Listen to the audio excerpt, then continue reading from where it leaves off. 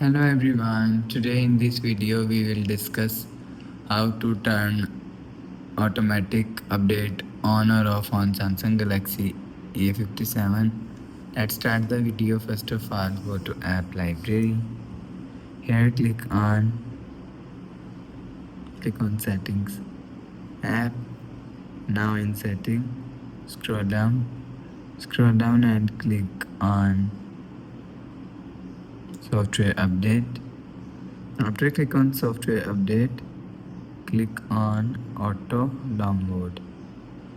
After click on auto download, you will see if you want to turn on automatic update, so click on, so select using Wi-Fi only and using Wi-Fi or mobile data. After select using Wi-Fi or mobile data, you will see automatic update is turned on. If you want to turn off automatic update, so click on never. After click on never, you will see automatic update is turn off. You will turn on or turn off automatic update from here. After the process, go back to home screen. So that's how you can turn on or turn off automatic updates on Samsung Galaxy A57. If you like the video, please subscribe. Thanks for watching.